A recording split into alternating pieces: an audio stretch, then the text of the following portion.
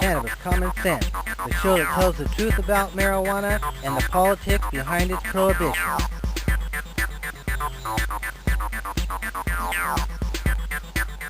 Welcome to another exciting edition of Cannabis Common Sense. We have a great guest for you tonight, Justin Helt out in Ohio, a hemp farmer, and talking about the wide range of products that he's been working to pioneer in his community. We are going to start that interview just after we bring on our infamous dancing cannabis leaves. I feel the force.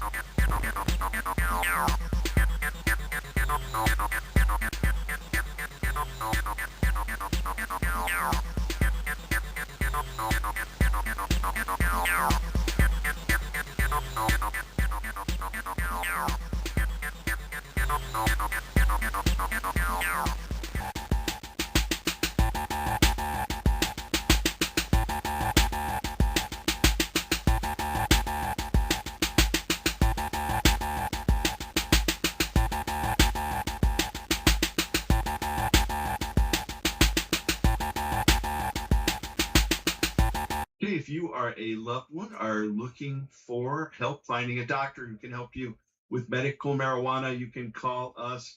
We have referrals all across the United States, so call us at 503-235-4606. That's 503-235-4606. After this interview with Justin Helt, we'll be running the classic 1943 video Hemp for Victory, produced by the United States Department of Agriculture to promote hemp growing for the war effort in World War II. So stay tuned and help us restore hemp. Good night. I would like to introduce Justin Helt with the Ohio Hemp Company.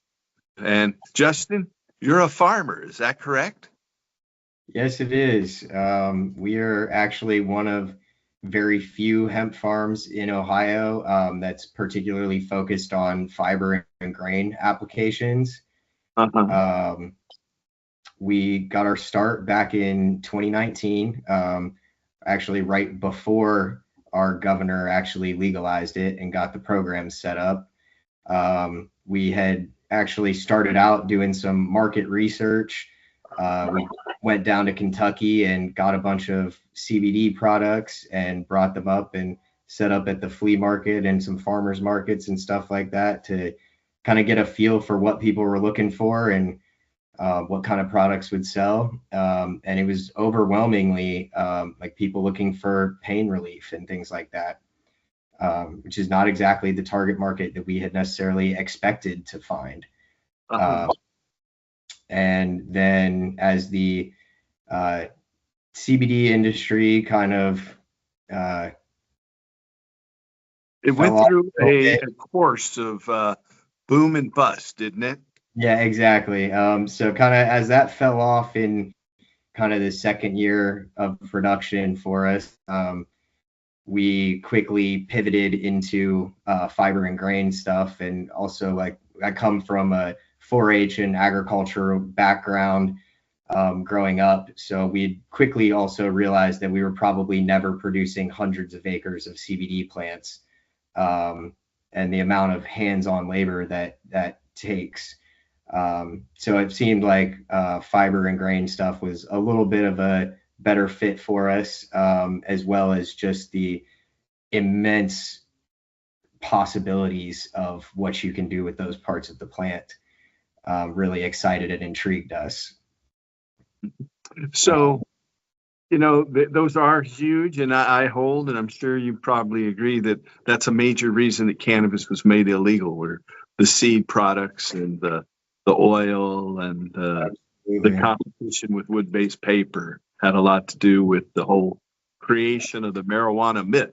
But how did you get into the seed market? Did you market food products? Did you market seed oil? How is that going? So we work with a processor down in Kentucky, and he dehulls it. And so actually I brought a few show and tell items. So we've got our hemp hearts there. All right. So he takes the shell off, and we've got that, and then he will also grind that up and make a protein powder that's a really big seller. And then we also are getting our own seed oil press set up here soon. So we've got some seed oil that we've actually been mostly selling to soap makers versus for food applications, surprisingly. But we've been selling a little bit of it for food purposes at like some farmers markets and things like that, as well as a I'm sure you guys maybe know or don't know, but Ohio usually ranks in like number 1 or 2 in egg production in the country.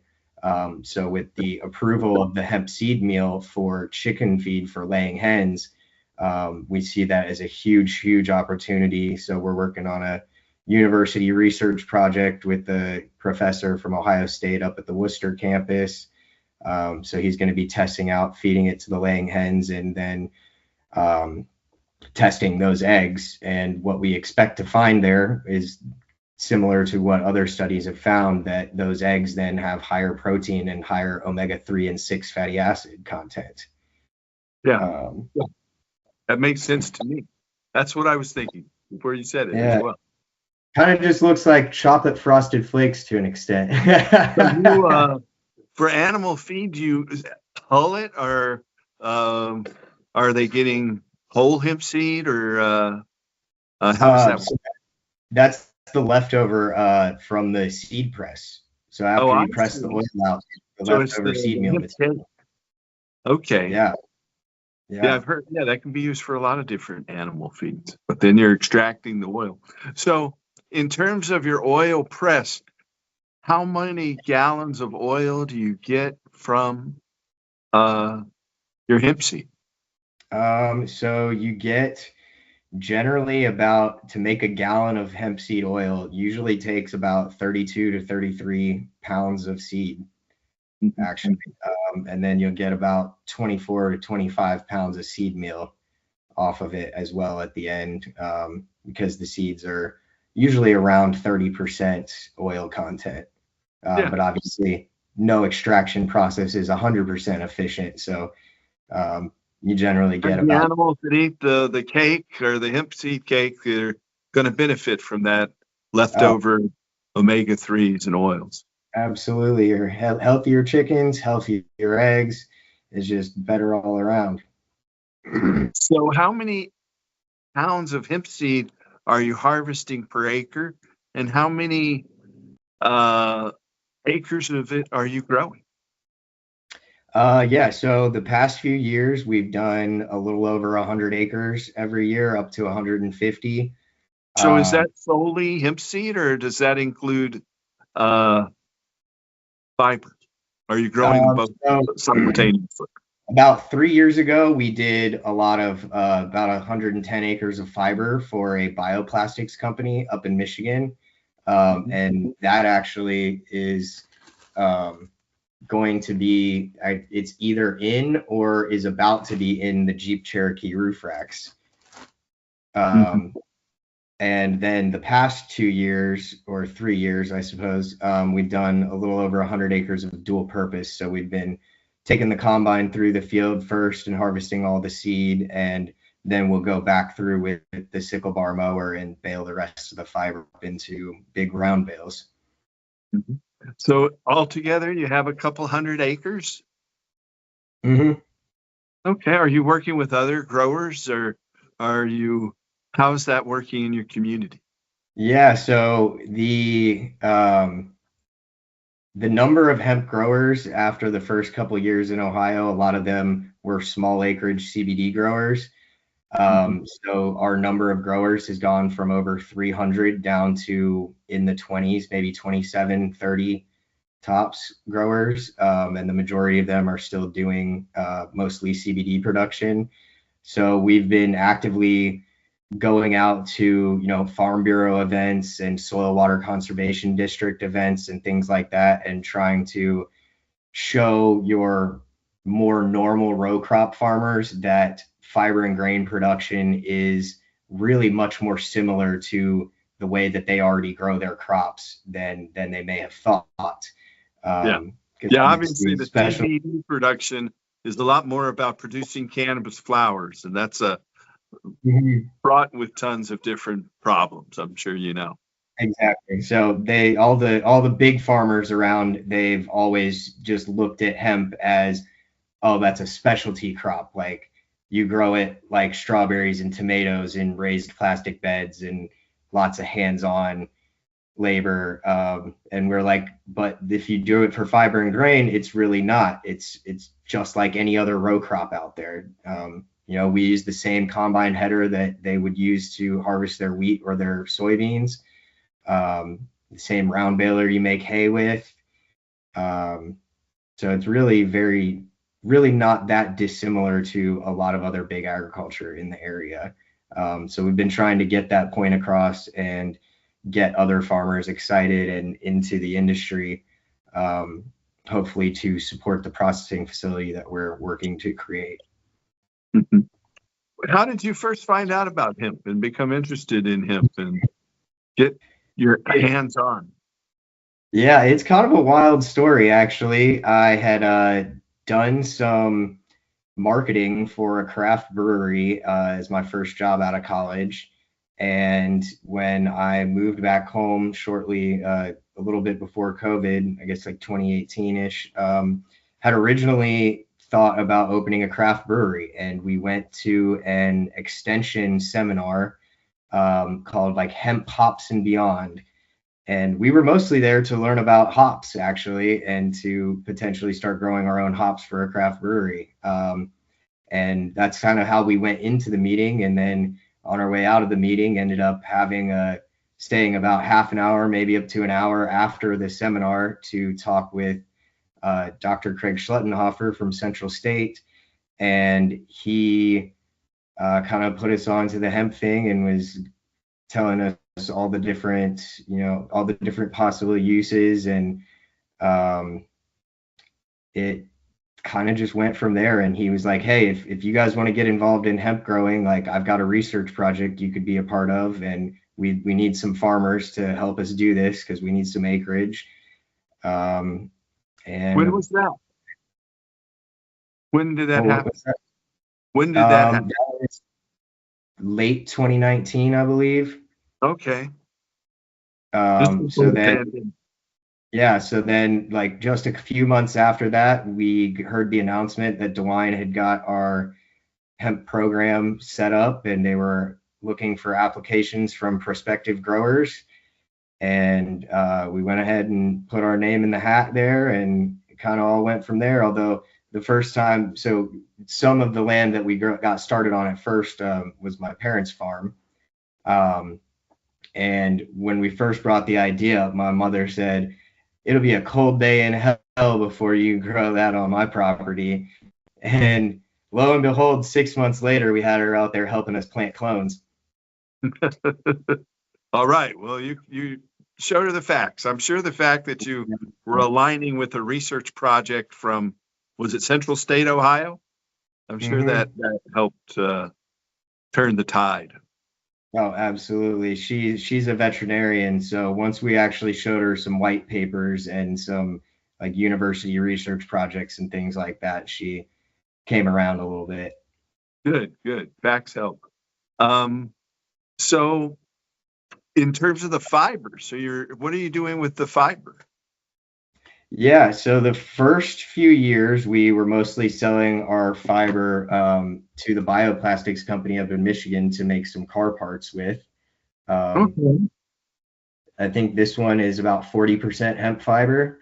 So that's super cool, and we were really excited to be a part of that.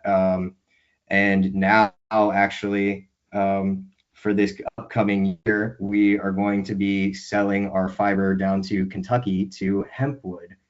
I have interviewed Greg from Hempwood on this show in the past, and I've been promoting his products all over the place. And fantastic guy.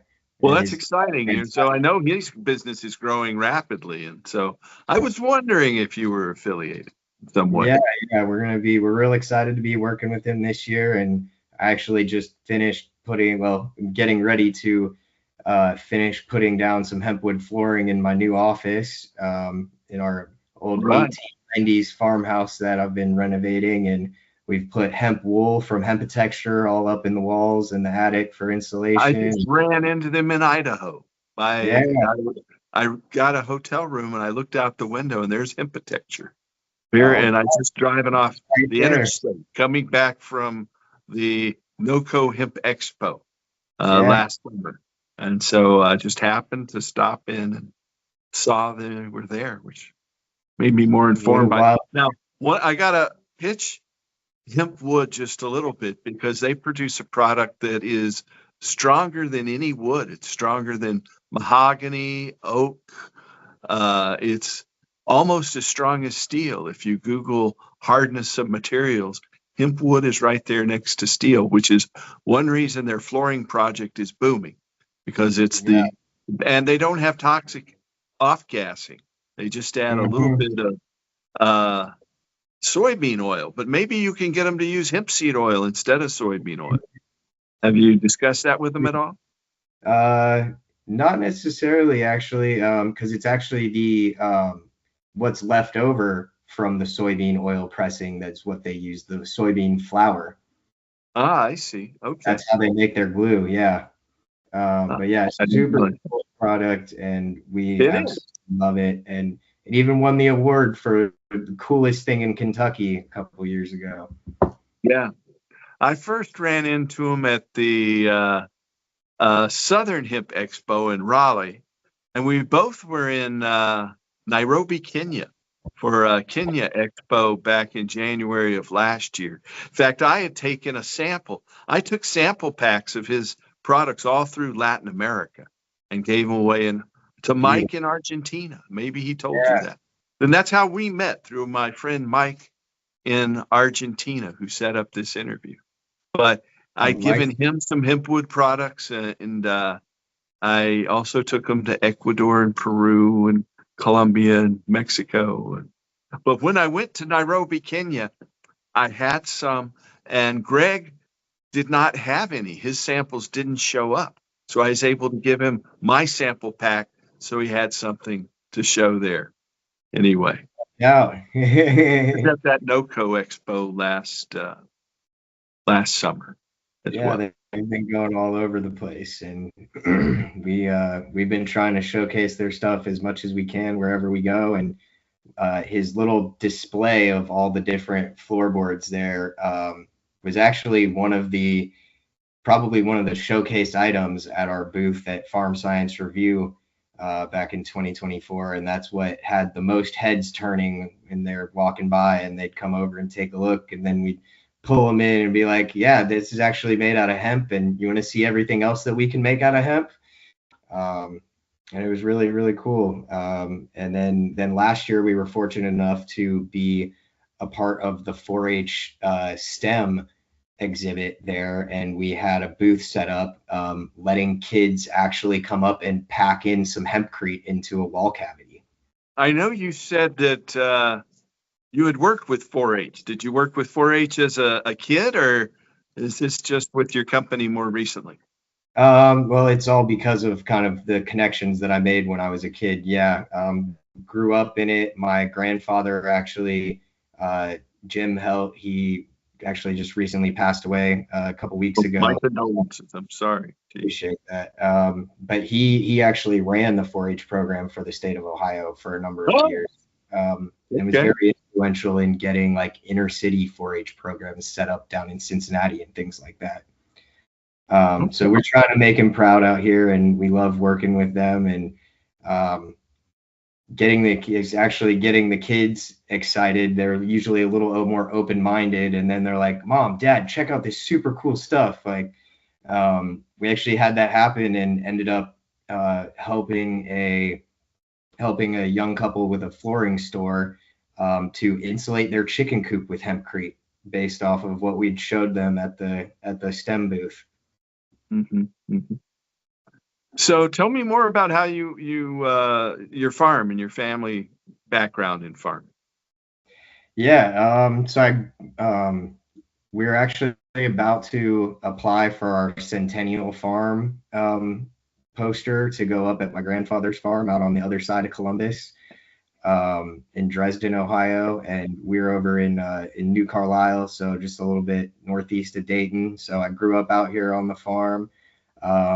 We always had sheep and horses growing up, and we did a lot of hay actually. And then when I left for college, I actually had very little intentions of coming back to the farm and getting involved in agriculture again. I got a business degree from Bellarmine University down in Louisville, Kentucky, and worked for a craft brewery for a little while, and then worked in fintech for ADP, doing sales, and eventually I decided that, sitting in a cubicle for the rest of my life wasn't really what I wanted to do. And I think it took living in the city maybe to better appreciate where I'd come from and the views out the back door of the house and things like that. Just got tired of seeing trees, or got tired of seeing cars and lights in houses when I went out on the back patio, and now I get to see trees and fields and greenery, and it's just beautiful, and just watch the hemp grow. All right. So what's your next project with hemp? Do you have anything else you'd like to tell us about? We've got a couple things up our sleeves here that we're working on. Namely the a bigger oil press facility. Actually, instead of just doing it in the barn and stuff like that, we're gonna actually get a facility put together and drastically increase our output. And some of that would be in efforts to get involved in the sustainable aviation fuels. As we know that hemp seed oil has been approved for that SAF grant from the federal government, to be studied and added to the list of approved crops. And it turns out that the main testing facility for the SAF is actually at Wright-Patterson Air Force Base, which is in our backyard over here. Okay. Well, that's convenient. Yeah, looking to get involved in that. And our other big one. Looking at other biofuel markets? A little bit, although, kind of with the way that cars are already kind of headed towards electric, and ethanol is already very big in car fuels, it doesn't really make sense to us to try to compete with corn and ethanol. Yeah, you need a lot of land to do that. To break into that market. So, but it'll take them a long time to build a battery big enough to fly a jet. So for the foreseeable future, we're still going to need fuel for our airplanes. So we see that as probably the bigger long-term play here. I see. That's interesting. So a good friend of mine is out there in Ohio, and he started the Ohio Hempery way back in the 80s. And I used to sell hemp paper to him. I went to school in China and imported and sold hemp paper and fabric. But he was one of my larger customers. And I know our friend who introduced us, Mike Bafari, was out there last summer with Don Wirtschafter at the Ohio Hempery there in Athens, Ohio. And so how's your relationship there? How did you meet our friend Mike? Yeah, so we had, I guess, kind of flirted back and forth with the Cannabis Museum folks on Instagram for a while. And then when Mike was visiting last year, he was looking to go out to a hemp farm and get a tour. And the lady at the Cannabis Museum, her name is escaping me for some reason right now. But she contacted us and was like, hey, would you guys be willing to host a little tour for some guests coming from South America? And we're like, absolutely, sounds amazing, like bring them on through. And so then Mike came and we gave him a tour of all our fields and kind of gave him the rundown and the whole show and tell parade there. And we really hit it off. He's a fantastic guy and we love what he's doing. And trying to support him in any way we can to continue his production down in Argentina and get things rolling in the industrial hemp industry down there. Yeah. What other products are you making right now? I mean, you've shown me some auto parts, hemp food. Go through that list again, if you would, please. Yeah. So we've got the hemp hearts, and then the protein powder, and then we've got the hemp seed oil, obviously, and then its byproduct, the hemp seed meal. And then we've worked with some companies that are making bioplastics material that can go into car parts, also potentially into like concrete or pavement or things like that. Then we're really happy to be working with Hempwood this next year, producing for them. And we are also I think it's the Greener Guild. We're a partner, distributor partner for hemp wool for those guys. So anything that we're not producing, we've tried to get with the other people around the country that are creating these amazing products, to try to bring those to the people of Ohio, because obviously they're all over the nation, so they're not always necessarily the easiest things to find or get your hands on, especially with what shipping is going like these days. But so yeah, it's been an incredible journey. And what else do we have? Oh, we also have been doing a few small projects with the hempcrete. Mm-hmm. So that's been a lot of fun. And then obviously just using the raw herd, we have been using that for selling that for the animal bedding. Oh, okay. Of course. Super absorbent. And maybe hempcrete. Yeah, exactly. For bedding in hempcrete. The chicken folks absolutely love it. Keeps that ammonia smell down, which is probably the worst part of having chickens. I bet. I think I smelled it. Yeah. So we have some guys, they'll do this deep litter method where they stack the hemp herd down in there about like 6 to 12 inches thick at the bottom of the coop. And then they'll just come in and stir it up once a month, and they only have to change it out once a year. Huh. Okay. Because it's so, and does such a good job of keeping that smell down. Actually, the guys with pigs love it too, because it actually attributes to an extreme reduction in the number of flies there. Well, that's fascinating. I haven't heard that before. Yeah, it's got all sorts of attributes. Yeah, it's amazing. It's amazing. So, I hold that we have co-evolved with cannabis for tens of thousands of years, maybe 30,000 years or more. And so it has changed us, and we have changed cannabis in those 30,000 years. You can imagine. We have.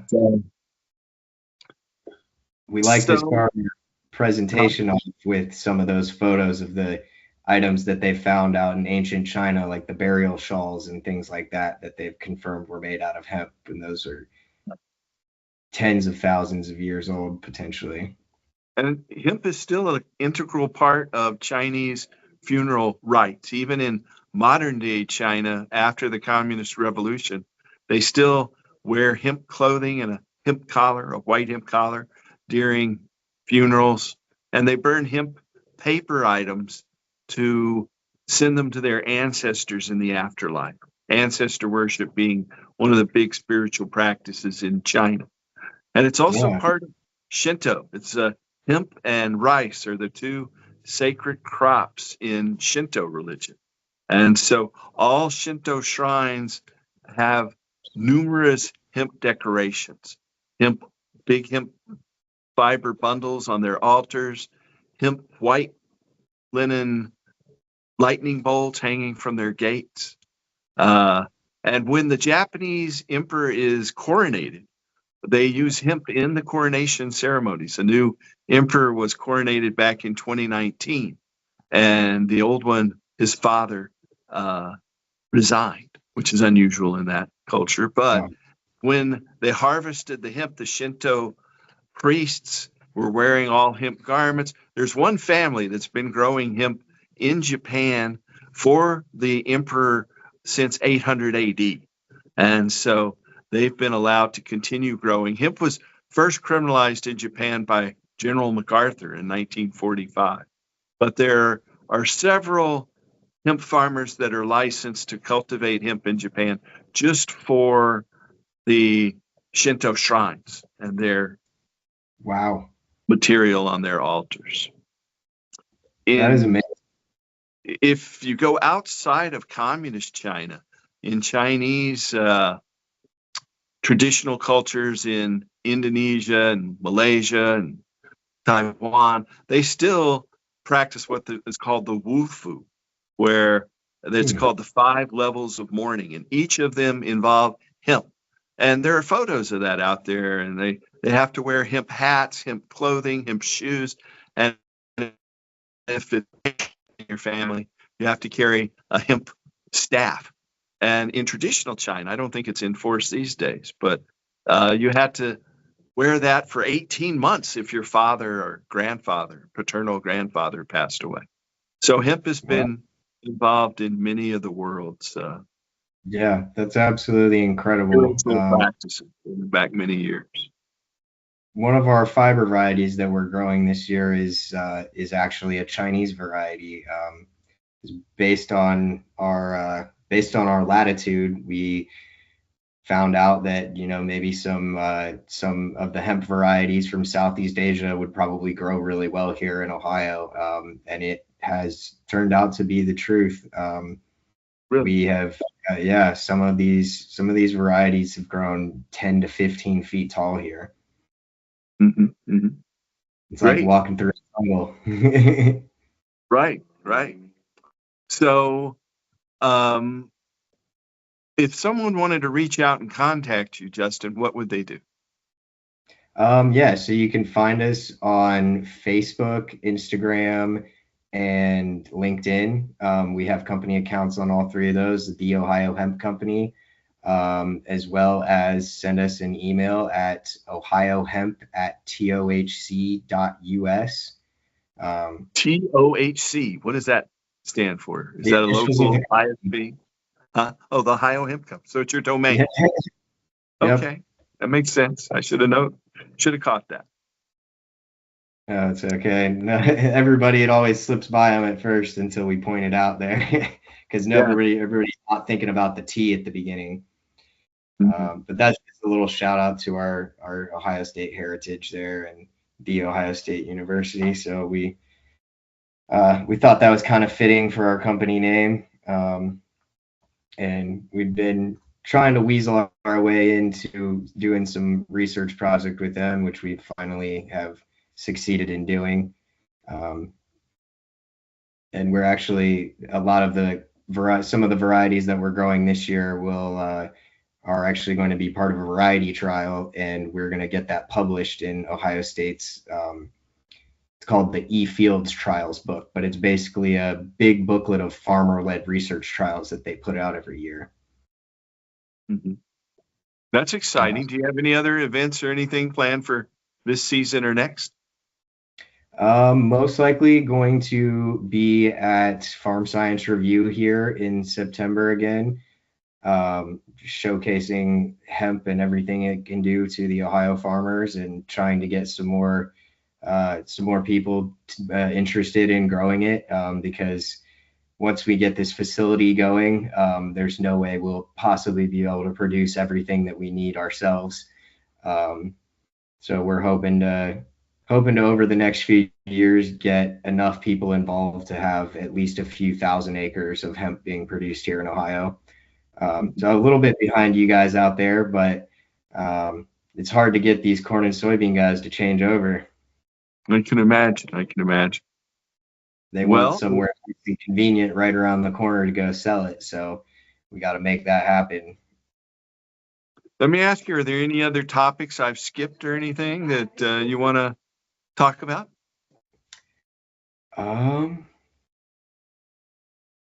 Not really that I can think of off the top of my head. I think we've done a pretty good job here, and really All right. appreciate you guys having me on. And yeah, we'll have to check out this episode. I'll have to check out some of your guys' old episodes too. I can't believe it's been going on for so long. Yeah, we've had all kinds of people on the show over the years. Jack Hare, I'm sure you heard of him. I won't go into all my stories. Got us into this. Yeah. Well, I'm glad to hear you're working with that Hempwood project, and they're growing really rapidly too. So we need more people like you. So keep proselytizing, and thanks for coming on and working to restore hemp, Justin.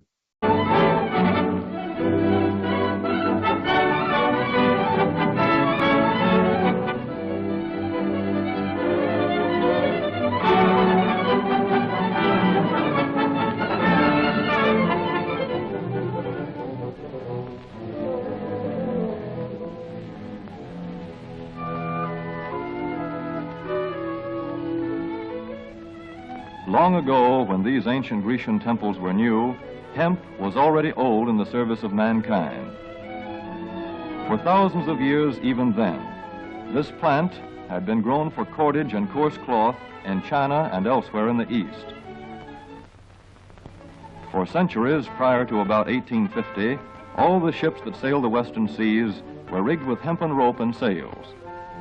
For the sailor, no less than the hangman, hemp was indispensable.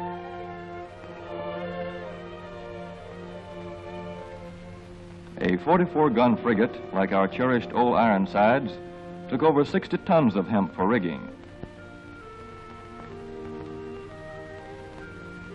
including an anchor cable 25 inches in circumference.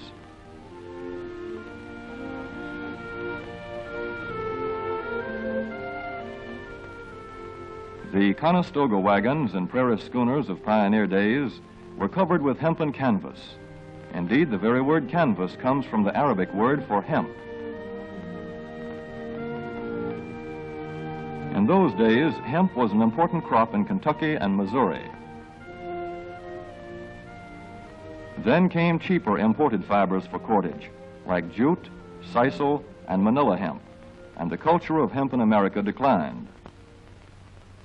But now, with Philippine and East Indian sources of hemp in the hands of the Japanese, and shipment of jute from India curtailed, American hemp must meet the needs of our Army and Navy as well as of our industries.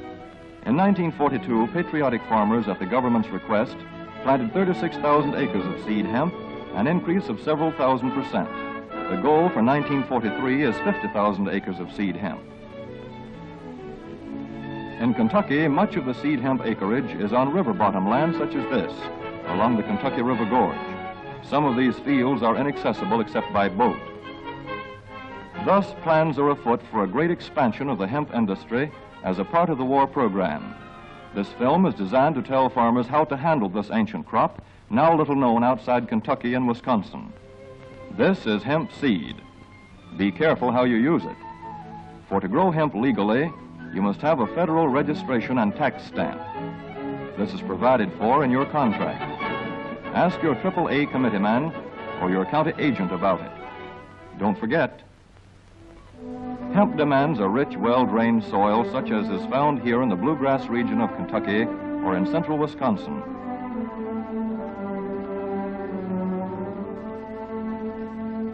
It must be loose and rich in organic matter. Poor soils won't do. Soil that will grow good corn will usually grow hemp. Hemp is not hard on the soil. In Kentucky, it has been grown for several years on the same ground, though this practice is not recommended. A dense and shady crop, hemp tends to choke out weeds. Here's a Canada thistle that couldn't stand the competition. Dead as a dodo. Thus, hemp leaves the ground in good condition for the following crop. For fiber, hemp should be sown 5 pecks to the acre. With drill, the closer the rows, the better. These rows are spaced about 4 inches. This hemp has been broadcast. Either way, it should be sown thick enough to grow a slender stalk.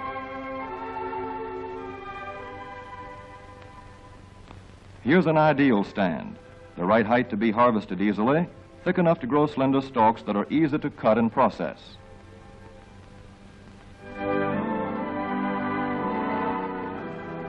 Stalks like these here on the left, they yield the most fiber and the best. Those on the right are too coarse and woody. For seed, hemp is planted in hills like corn, sometimes by hand. Hemp is a dioecious plant. The female flower is inconspicuous, but the male flower is easily spotted.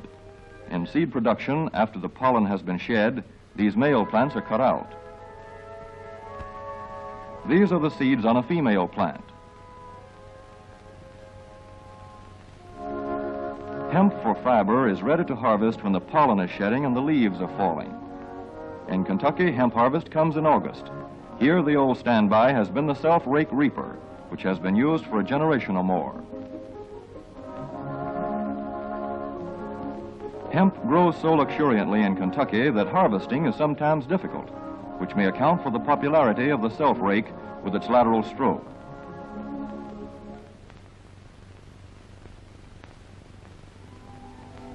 A modified rice binder has been used to some extent.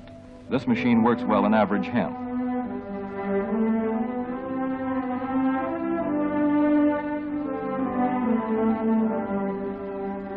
Recently, the improved hemp harvester, used for many years in Wisconsin, has been introduced in Kentucky. This machine spreads the hemp in a continuous swath. It is a far cry from this fast and efficient modern harvester to the Armstrong model of yore. But here's one kind of harvester, at least, that doesn't stall in the heaviest hemp. In Kentucky, hand cutting is practiced in opening fields for the machines.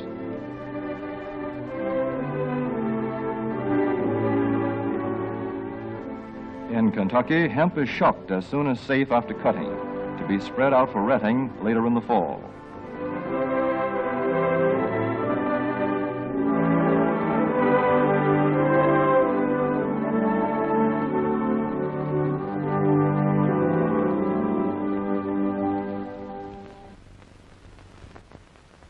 In Wisconsin, hemp is harvested in September. Here, the hemp harvester with automatic spreader is standard equipment. Note how smoothly the rotating apron lays the swath preparatory to retting. Here it is a common and essential practice to leave headlands around hemp fields. These strips may be planted to other crops, preferably small grain. Thus, the harvester has room to make its first round without preparatory hand cutting. Here the machine is running over corn stubble. When the cutter bar is much shorter than the hemp is tall, overlapping occurs. Not so good for retting. The standard cut is 8 to 9 feet. The length of time hemp is left on the ground to ret depends on the weather. The swaths must be turned to get a uniform ret.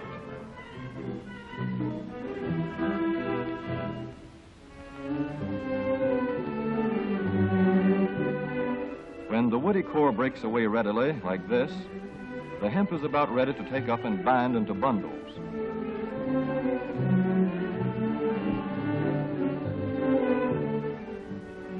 Well-retted hemp is light to dark gray. The fiber tends to pull away from the stalk. The presence of stalks in the bowstring stage indicates that retting is well underway.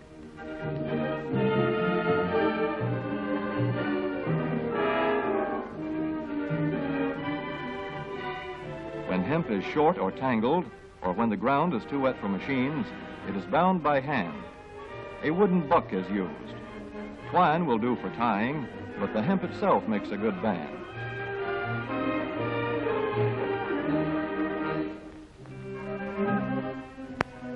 When conditions are favorable, the pickup binder is commonly used. The swath should lie smooth and even with stalks parallel.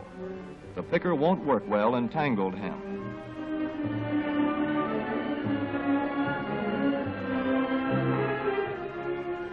After binding, hemp is shucked as soon as possible to stop further retting. In 1942, 14,000 acres of fiber hemp were harvested in the United States. The goal for 1943 is 300,000 acres. Thus, hemp, Cannabis sativa, the old standby cordage fiber, is staging a strong comeback. This is Kentucky hemp going into the dryer of a mill at Versailles.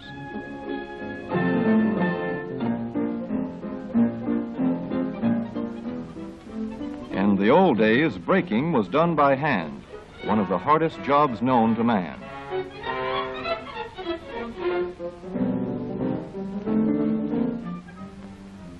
Now the power breaker makes quick work of it.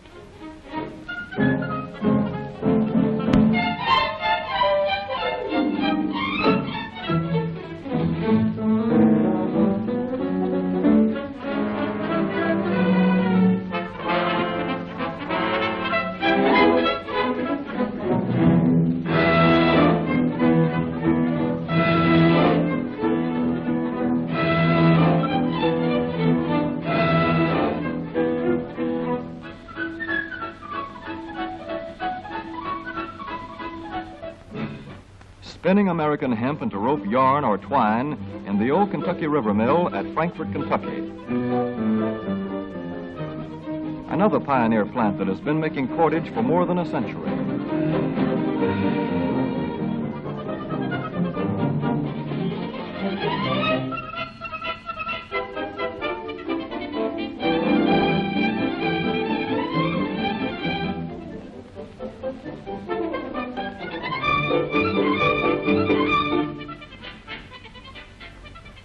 All such plants will presently be turning out products spun from American-grown hemp. Twine of various kinds for tying, winding armatures, and upholsterers' work. Rope for marine rigging and towing, for hay forks, derricks, and heavy-duty tackle. Light-duty fire hose. Thread for shoes for millions of American soldiers. And parachute webbing for our paratroopers.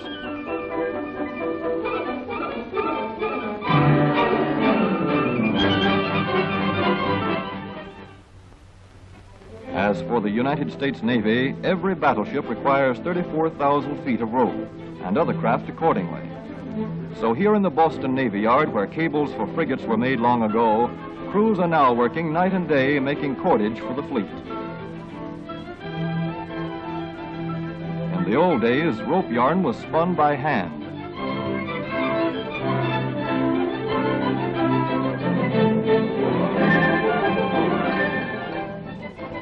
Today, even the rope walk is mechanized.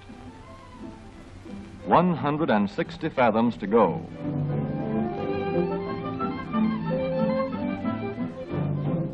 The rope yarn feeds through holes in an iron plate.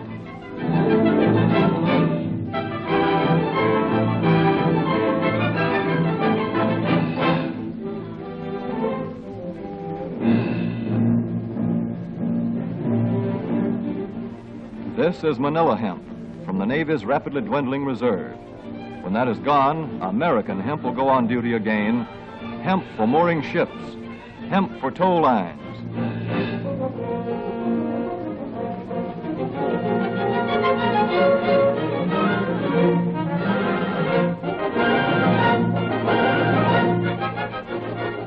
Hemp for tackle and gear. Hemp for countless naval uses, both on ship and shore. Just as in the days when old Ironside sailed the seas victorious, with her hempen shrouds and hempen sails.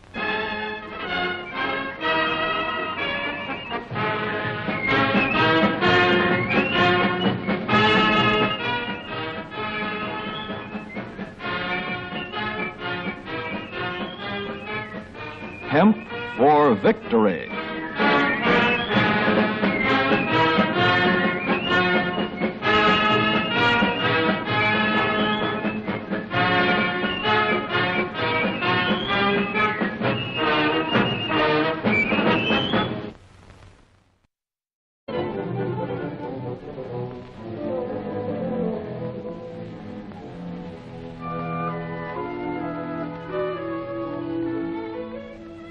Long ago, when these ancient Grecian temples were new, hemp was already old in the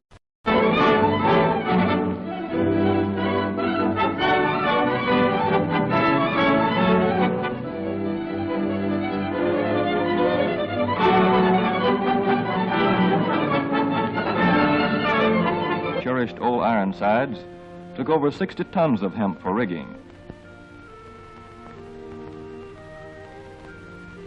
including an anchor cable 25 inches in circumference. The ships that sailed the western seas were rigged with hempen rope and sails. For the sailor, no less than the hangman, hemp was indispensable.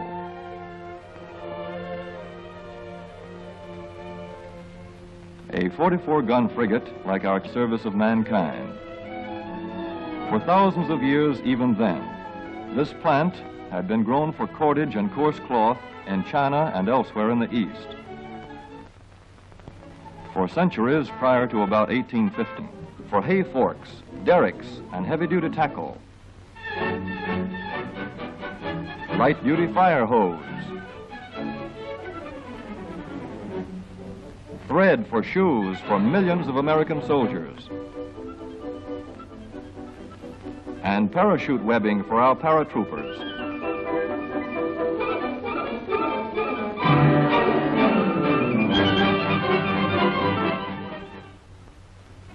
As for the United States Navy, every battleship requires 34,000 feet of rope, and other craft accordingly. So here in the Boston Navy Yard, where cables for frigates were made long ago, crews are now working night and day making cordage for the fleet. In the old days, rope yarn was spun by hand.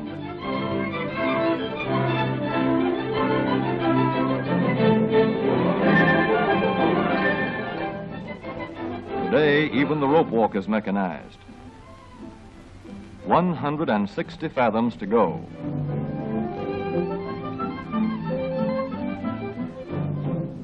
The rope yarn feeds through holes in an iron plate.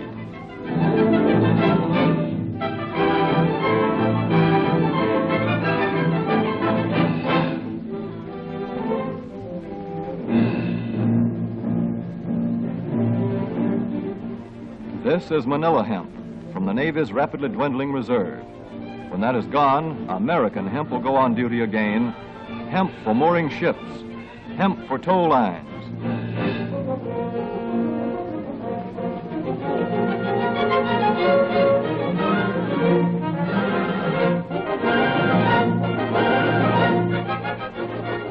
Hemp for tackle and gear. Hemp for countless naval uses, both on ship and shore. Just as in the days when old Ironside sailed the seas victorious, with her hempen shrouds and hempen sails.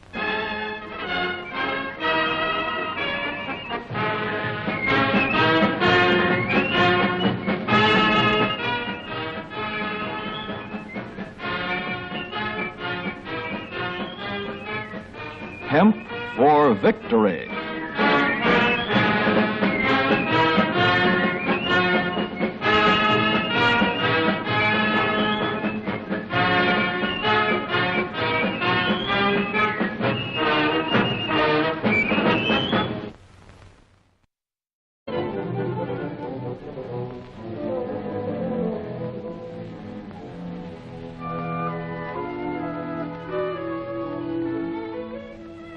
Long ago, when these ancient Grecian temples were new, hemp was already old in the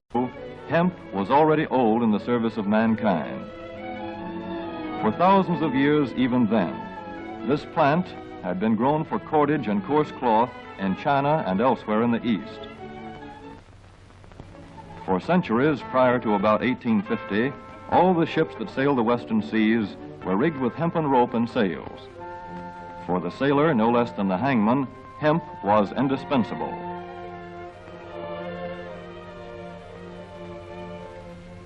A 44-gun frigate, like our cherished old Ironsides, took over 60 tons of hemp for rigging, including an anchor cable 25 inches in circumference.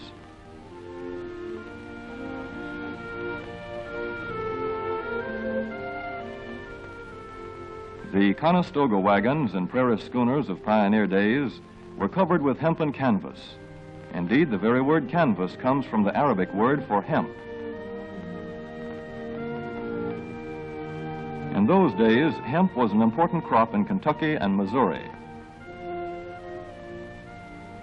Then came cheaper imported fibers for cordage, like jute, sisal, and manila hemp. and the culture of hemp in America declined. But now, with Philippine and East Indian sources of hemp in the hands of the Japanese, and shipment of jute from India curtailed, American hemp must meet the needs of our Army and Navy as well as of our industries.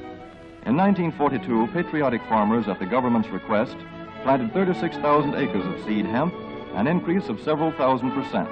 The goal for 1943 is 50,000 acres of seed hemp.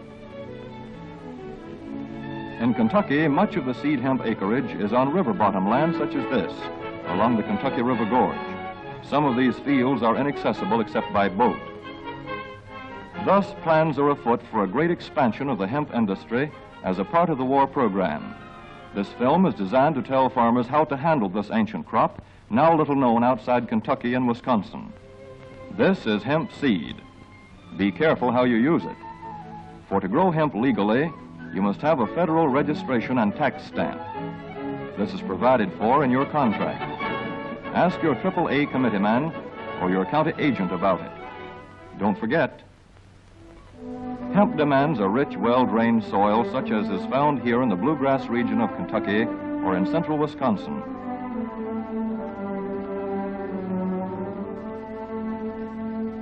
It must be loose and rich in organic matter.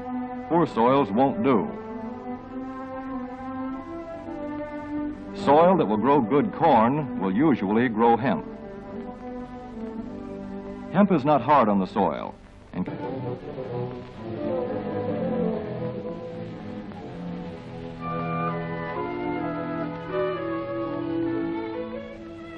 Long ago, when these ancient Grecian temples were new, hemp was already old in the service of mankind. For thousands of years even then, this plant had been grown for cordage and coarse cloth in China and elsewhere in the East. For centuries prior to about 1850, all the ships that sailed the western seas were rigged with hempen rope and sails. For the sailor, no less than the hangman, hemp was indispensable.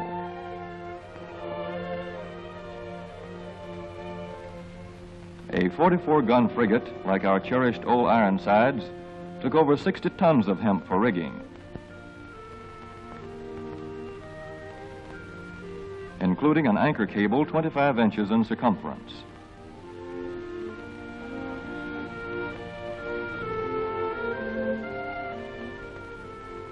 The Conestoga wagons and prairie schooners of pioneer days were covered with hempen canvas.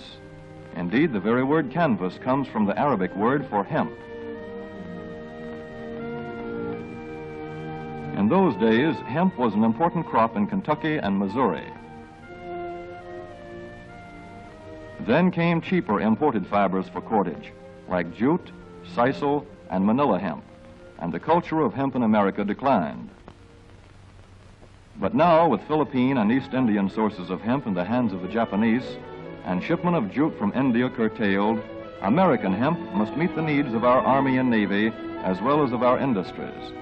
In 1942, patriotic farmers, at the government's request, planted 36,000 acres of seed hemp, an increase of several thousand percent. The goal for 1943